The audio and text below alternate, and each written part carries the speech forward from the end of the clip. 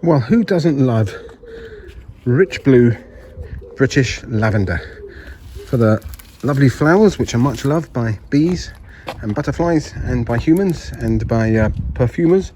And as well as the flowers, of course, we have the lovely fragrance, both from the foliage and from the flowers. Can you smell it now? Let's have a quick sniff. Gorgeous. This is in spring, and we should have pruned this or trimmed this before now. I'm doing this actually in late April, which is at least a month later than I would have liked to have done it. Some people say you should do it in the autumn. The danger with lavenders, whenever you do it, is that you don't want to be cutting back into this this dead wood.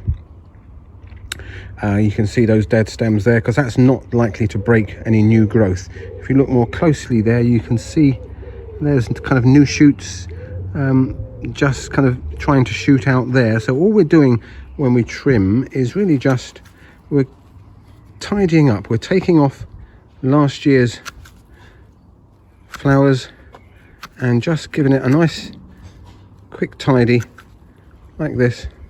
I could probably use some shears on this actually rather than my secateurs, but I wanted to kind of just show you kind of close up, which is hard to do with the shears, that we're just taking the tops off,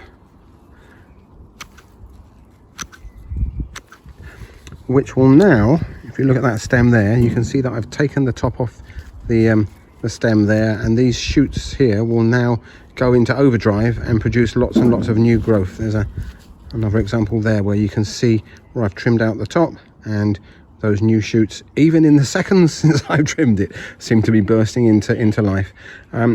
So I'm going to do that all over this this lavender and get a nice kind of neatish dome with it, and we'll expect to see lots of new flowers coming very quickly on this. And then I'm going to give it some fertilizer afterwards, some high potash fertilizer, which will encourage bushy new growth and lots of new flowers. So give me a couple of minutes and I'll show you how I get on.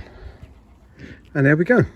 It took me no more than 2 minutes using my shears to get a nice haircut over there, and just see a couple of flower spikes from last year. So we're just looking to get rid of all of those because they don't look very good. Got rid of most of them.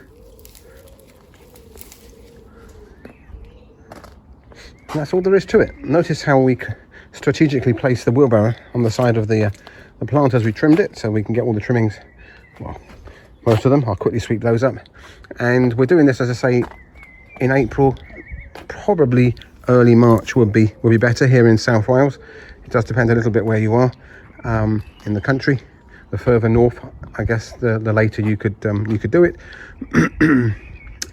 So I'm expecting this to be in flower in a couple of months' time. Yeah, by the end of June, this should be in flower. Maybe, if you're good, I might give you an update. If you've got any questions, any suggestions, any experiences that you've had with lavender, particularly the problem of them getting woody like this, please let us know. From what I understand, the factors that will help reduce the amount of tall, leggy, woody growth you get would be getting a compact variety, like English growing lavender, like lavender hidcote or lavender Munstead. Grow it in a sunny position and grow it in well-drained soil. All those things should help you get a compact bushy plant that doesn't get too leggy too soon. This one's been here probably about 10 years, so it hasn't done bad, and still got lots of signs of new growth. Yum, yum, yum.